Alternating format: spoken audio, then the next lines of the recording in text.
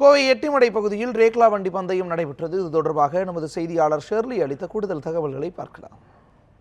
பாரம்பரிய வீர விளையாட்டான ஜல்லிக்கட்டு மற்றும் ரேக்லா பந்தயம் நடைபெற வேண்டும் என்று வலியுறுத்தி கோவை எட்டிமடை பகுதியில் விவசாய பெருமக்கள் மற்றும் இளைஞர்கள் ஒன்று திரண்டு இன்று மாபெரும் ஆர்ப்பாட்டத்தில் ஈடுபட்டனர். அந்த ஆர்ப்பாட்டத்தின் ஒரு பகுதியாக காணும் பொங்கல் அன்று நடைபெற இருக்கும் ரேக்லா பந்தயம், அதாவது எப்படி தென் மாவட்டங்களில் ஜல்லிக்கட்டு மிகவும் சிறப்பான ஒரு வீர விளையாட்டாக இருந்ததோ அதே போல கொங்கு பகுதியில் ரேக்லா பந்தயம் என்பது ஒரு வீர விளையாட்டு, தமிழர்களின் பாரம்பரிய விளையாட்டாக கருதப்படுகிறது.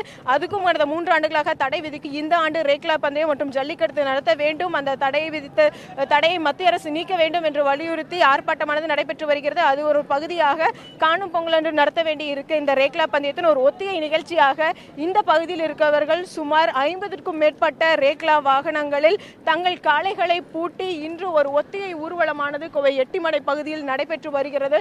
சுமார் பிரம்மாண்ட ஒரு கூட்டமாகவே இது இங்கு திகழ்ந்து வருகிறது.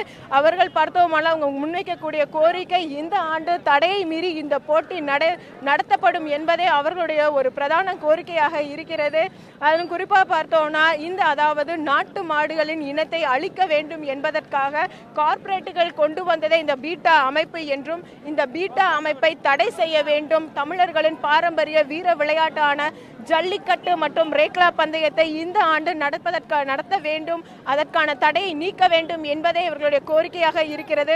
மேலும் அவர்கள் நம்ம பல்வேறு மக்களிடம் நம்ம பேசணும், அவர்கள் இந்த காளைகளை எப்படி வளர்ப்பார்கள், அவர்களது பிள்ளைகள் போல வளர்க்கிறார்கள் என்பது குறித்து சொல்லிட்டு இருந்தாங்க. அதை நம்ம எல்லாம் பார்த்தோம். தற்போது நம்ம இவர்களோட இந்த ரேக்லா வண்டியில் தான் பயணம் செஞ்சுட்டு வந்துட்டு இருக்கோம். தமிழர்களின் பாரம்பரிய வீர விளையாட்டின் ஒரு பகுதியான இந்த ரேக்லா வண்டியில் பயணம் செய்வது நம்மளுக்கு மிகவும் ஒரு புதுவித அனுபவமாகவே இருக்கிறது. தற்போது அந்த காட்சிகளை தான் நாம் இப்போ பார்த்துட்டு இருக்கோம். இந்த விளையாட்டு ஆனது தமிழன் பாரம்பரிய விளையாட்டு, அது மட்டும் இல்லாமல் இந்த ஆண்டு உறுதியாக இது நடக்கணும்னு சொல்லியிருக்காங்க.